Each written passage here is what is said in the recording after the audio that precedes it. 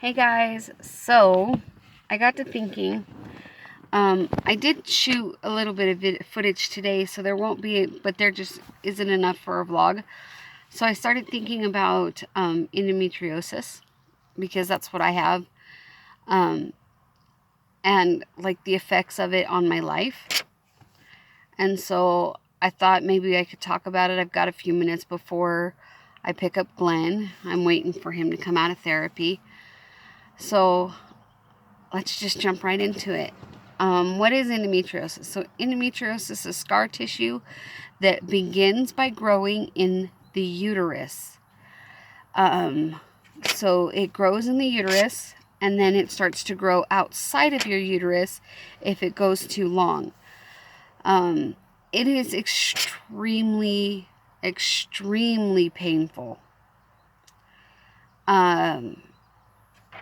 It hurts. It just takes over everything about you and whatnot.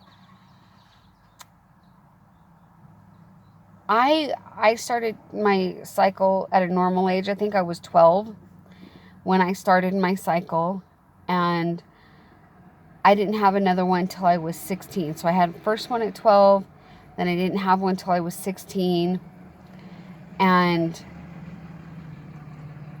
it was like somebody was trying to murder me from the inside out. I literally, at 16 years old, had to take 3 weeks off of school. And I spent that entire 3 weeks curled up on the bathroom floor, just in pure agony. And by the time I was 19, I had discovered that in order for me to have a cycle, I would have to buy the jumbo overnight pads and change those every couple of hours. My aunt, who I was living with at the time, she was going through it as well, but she had insurance and she was able to go to the doctor, and she had to have a hysterectomy because hers had grown so far outside of her uterus that she had no choice. It had to be done right then. So on October 16th, they went ahead and they cleaned out her uterus. They did a full hysterectomy for her, and her life was so much better. Everything changed. She went from being in pain all the time to being able to function all the time. And no more periods for her. Great. She was ready to have that part of her life. And it's different for everybody. I remember, I was able to manage mine, like the pain, even though I didn't even know what it was growing up and didn't really have a clue of what kind of thing it was, but, or why. I just assumed this was normal. I'd watch my aunts go through this. I had 2 aunts that went through it when they were teenagers, and I had watched them go through it.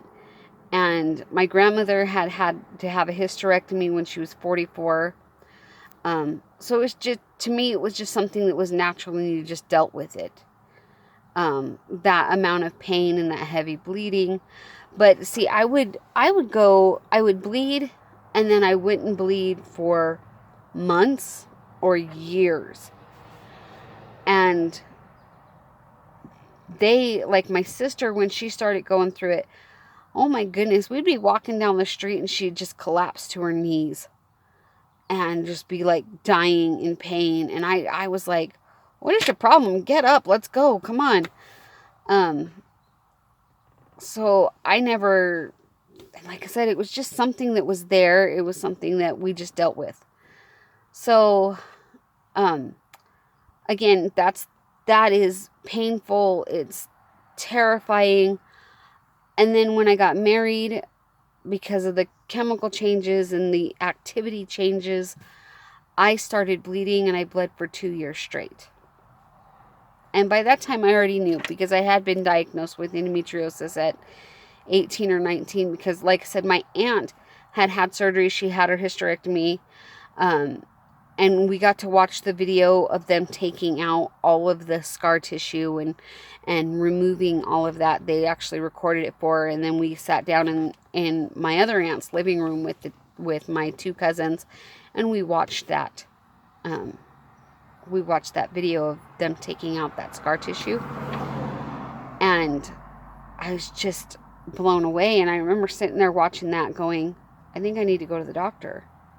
So, once she started to be able to focus on me a little bit, she was like, you know what, you do need to go to the doctor. And she insisted. She actually, I think she might have took me to my first gynecology appointment because I was terrified.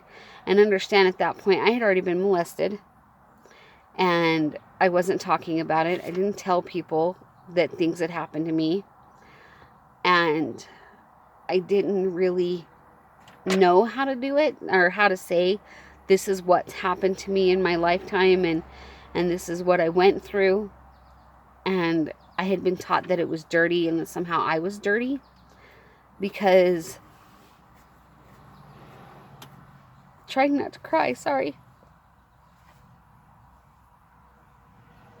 But I genuinely thought that I had done something wrong, being molested, and by people that my parents trusted. I will say my dad never touched me. My dad or my stepdad never touched me. But these were people that my parents trusted who did. And that was really, I felt like I was dirty somehow for that happening to me. And I want to tell you guys, especially you young kids or young teenagers, if that's happening to you, you need to speak up. And you need to tell somebody it is not your fault and it's not okay. But I thought I was dirty. But I also thought it was normal. And so I thought that the painful periods were a part of that. I thought it was just because I was dirty and I deserved to be punished. But my aunt took me in. I ended up having to have surgery. That's how they find out that you have endometriosis. There may be a blood test now or something, but at the time it was not. You had to go in and do a laparoscopic thing. They poke you in the belly, go through your belly button, and they can see. They take pictures, video, and they could see it. And even then, I was already pushing like 280 at 19. So they really had a hard time getting in there. But, I remember waking up and the doctor leaning over me and saying, you have polycystic ovarian syndrome. Well, I don't know if he said syndrome, but in my head he said cancer, polycystic ovarian cancer. And I freaked. And endometriosis. And, he told me, you'll probably never have kids, and he walked out. Well, I was very young, and that scared me. But I had this amazing family that just sort of helped me through it, and I was okay. But then, before I got married, I hadn't had a period in about 2 years. And then, all of a sudden, I started having a period. And it lasted 2 years. And finally, my husband was like, no, you're going back to the doctor. We're going to take care of this. This is a problem. So he took me to a doctor in St. George, Utah. He is no longer he's retired. That's the word I'm looking for. He has retired since then. But this doctor looked at me and said, yes, you have this. He did another surgery. He went in, he cleaned everything out. And I did not have to have a hysterectomy. He said, you're too young, and there is a possibility you could have kids. And so we tried for a while, and nothing happened. And then he said, well, I want to put you on a medication that may help you have kids. So I took it for a long time, I remember, because it was, at this point, we had been married like 7 years. And I had started taking it maybe like a year before. And it was called Clomid. And they said, go ahead and take this. It will, help with your cycles. So I would have to take progesterone every month. And that causes you to flush out and have what they call a chemical DNC. So they flushed me out. I had this chemical DNC every single month. And then I would take the Clomid. And then again, it would start all over again. All over again. Well, right after we got Glenn, I decided, or right before we got Glenn, I wanted to take a break. I was tired. My body was just done. And I had it, was hoping to have a new baby soon because we were going through the foster system. And we just decided we were done. I wasn't going to take the medicine anymore. It's almost as exhausting as, the actual symptoms. Like the fact that you're emotional, you cry, you laugh, you get mad super easy. And you do that anyway because of having endometriosis. And your hormones are completely out of whack. Like I said, I would go 2-3 weeks with having a cycle, and then I wouldn't have a cycle for another couple of years. And it was just this constant battle, of I'm not being normal. And I stopped taking it, and then it was really weird. That year we bought a house, and we moved into the house, and on Christmas Eve, Christmas Eve, we got a knock at the door, and someone brought us a book. And it was from a stranger. We don't know who it was. And it was called The Secret Santa Gift, something like that. And as we went through the book, there was money in each layer, and it ended up being $200.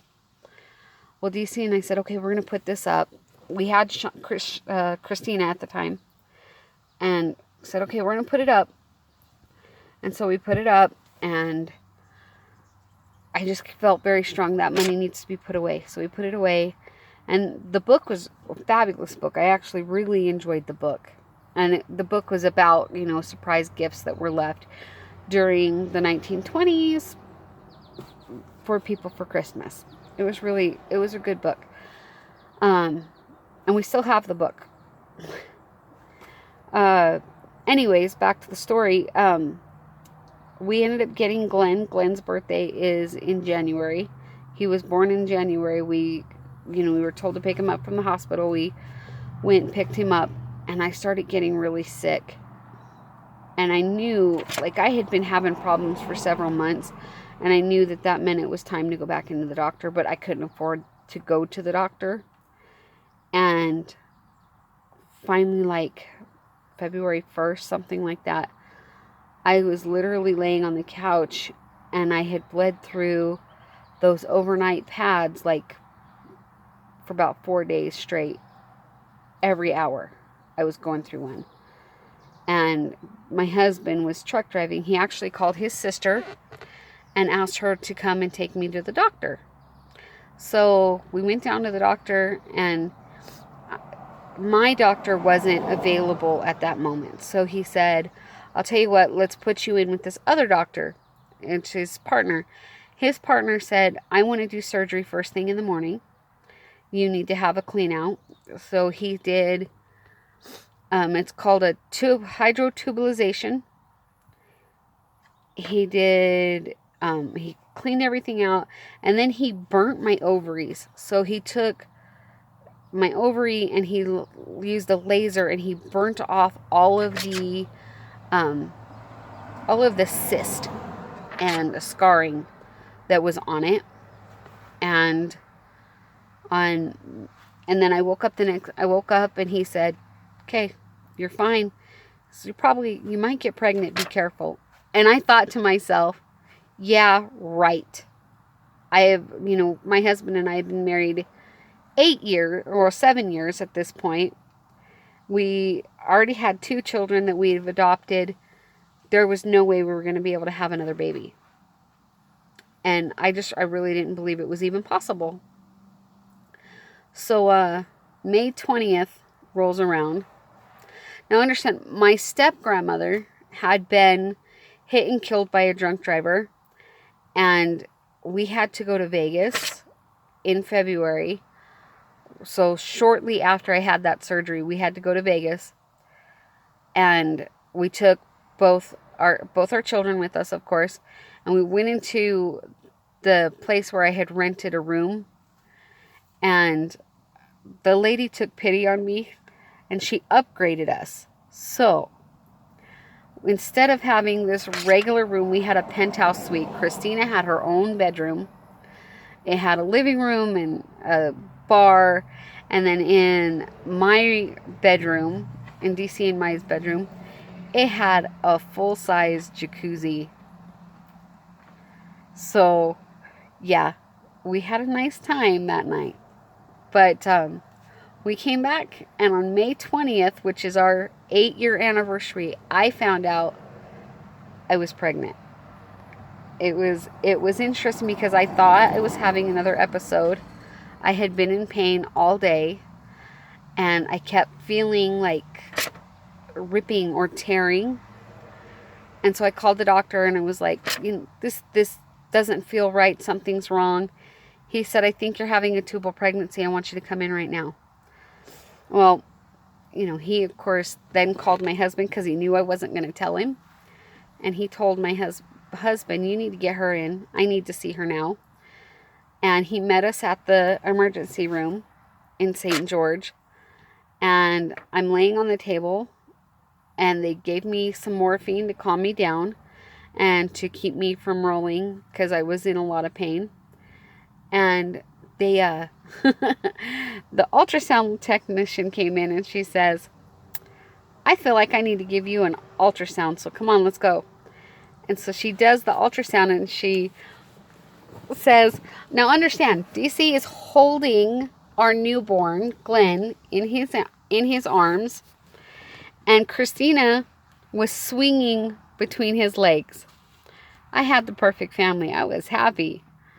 And all of a sudden, the ultrasound technician says, well, there's your baby. And I said, my what?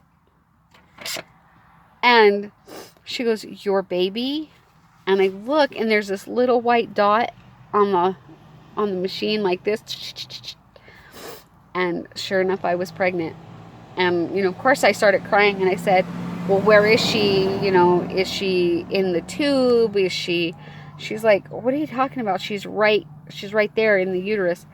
And the ultrasound tech had no clue that she was very confused that I didn't know that I was pregnant, or that I didn't even realize I could be 6 weeks pregnant at that point. So that adds up that we probably got pregnant in Vegas. Anyway, so she's my little gift, our Shauna. That's how we got Shauna. And then after that, of course, I had a very rough pregnancy. About 4 weeks later, I was sitting on the bed, and I just started bleeding, like heavily bleeding. And I got up and went to the bathroom, and I lost a huge blood clot that was as big as my hand. And I called the doctor immediately. He said, don't worry about it. Come in the morning. Stay in bed. Keep your feet up. And I did. Cried the entire night because I thought I had miscarried. And I had already had 2 miscarriages previously to that. And so I went in, and when the doctor did the ultrasound, she was still there. And she's still beautiful. But that meant that I was on bed rest for the rest of my pregnancy. And so I stayed down my entire pregnancy, feet up, head down. And she was born at 38 weeks, which is my only full-term baby. After she came, I bled with her for 6-7 months after her birth. Trying to make milk, trying to have a regular life with the mother of 2 babies and, a 6-year-old little girl and a home and everything else that was going on in our lives. And I had been bleeding for 6 months since my baby came. But I didn't care. I was so happy. She's such a blessing. And she was the miracle I was never supposed to have. Things happened. We finally did get better. And then I didn't bleed again for quite a few years. I didn't have another cycle. And believe me, not having a cycle does not mean you're not in pain. Because just because you're not actively bleeding doesn't mean that you don't have the pain that'll knock you out or make you stop breathing. Because there are days when it's just like, oh my stars, I'm in so much pain I can't move. But you don't have that choice when you have kids. You get up and you function. So anyways, so a few years later, I went back to the doctor and they needed to do another clean out, and I didn't tell anybody. I didn't tell anybody in my church that it was happening. They ended up just going and cleaning me out again. They did another hybrid tubalization, and I didn't think about it. I just let it go. I wasn't planning to have any more kids. My husband had joked and said, well, what if we do get pregnant? And I was like, well, then we'll love it if we do happen to get pregnant. And it's raining, guys. Love the rain. I need to turn on the water. So anyways, it was Father's Day. Like a couple days later, it was like Father's Day. I decided to do a pregnancy test. And then we took my husband out and we spent the whole day doing stuff for him. It was actually the day before because we do our Father's Day things on Saturday. So we spent the whole day doing daddy stuff, and I took a pregnancy test, and then I remembered I took it as a joke. I told that story once before where I had taken this pregnancy test as a joke and came back and it was positive. And I ended up taking a total of 4 pregnancy tests that night to find out that I definitely was pregnant. And then they said that it was 2 yolks. Like a week later when they had done an ultrasound, they said, yeah, it's 2 yolks. There's 2 babies in there. And my girls are identical. So I was extremely high risk. So they were in the same placenta. So if they're fraternal, they'll have separate placentas, separate sacs, completely separate. In this case, they were in separate sacs, but the lining between their sacs were so thin that at first they thought they were mono. I think that's what it's called. If I got that wrong, don't correct me, or you can. I need the comments. But there was a very thin shell between them. And then they had the same sac. And which means that they are identical. And believe me, they are identical. Anyway, so I got pregnant with them. And again, I was on bed rest. I actually, because of the endometriosis, had lost another sac of blood during my pregnancy with them. Now understand this was September 11th. And this was in Colorado during that time 6 years ago when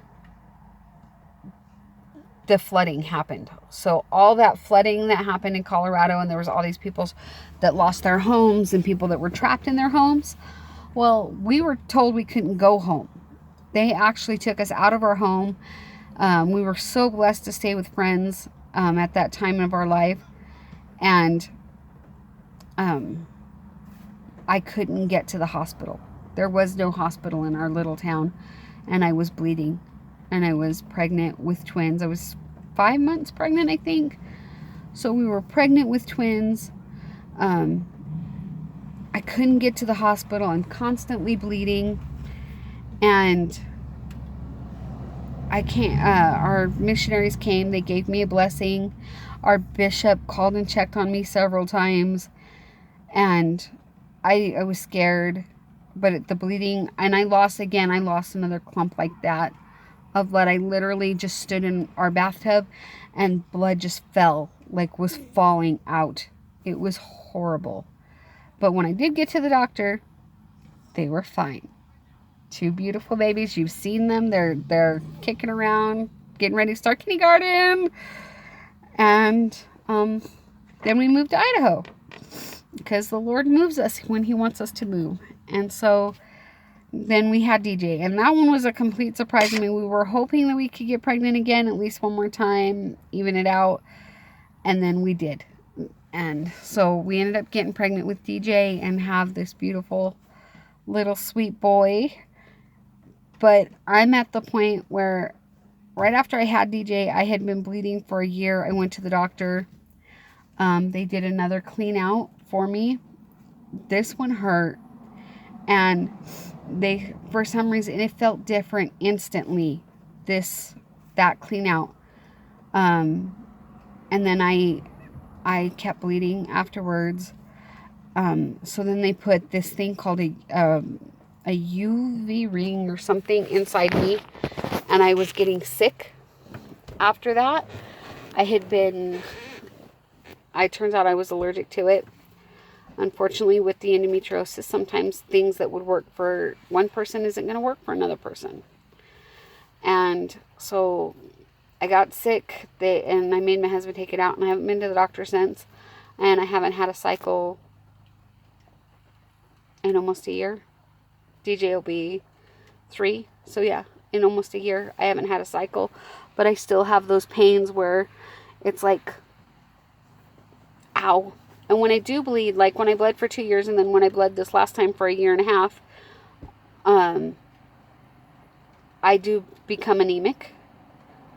And so that makes me really weak and tired, but I don't allow myself to get tired. Like I said, I'm sitting here waiting for Glenn to get out of therapy here in a minute. I don't have time to be weak. But I just want anyone who is dealing with endometriosis, anybody who's been through that, to know it is not, the worst thing in the world. I mean, it sucks, but you can live with it. You can survive with it, and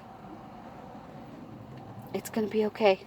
You're not alone, and I can't say that enough. You're not alone. I have often felt alone, even though I have my grandmother that had it. Both my aunts had it. My sisters, I think, no, 2 of them have had it. So you can do it. You can make it. I'll call him back.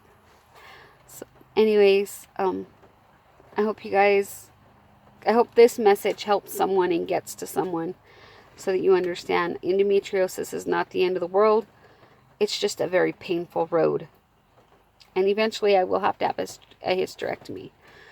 They just don't do it as much as they did back then. And they do it more now. Or less now than they did, 10 years ago. 11 years ago.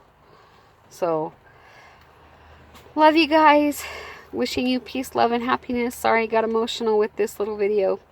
And sorry it's so long. But this is kind of a crazy subject. And if you have any questions about endometriosis or polycystic ovarian, just leave a comment below. If I don't know the answer, I'm sure somebody else will, or we'll find out. But you're not alone, and you can have a happy ending. I've got 6 kids to prove it. God bless. Like and subscribe. Hit the bell.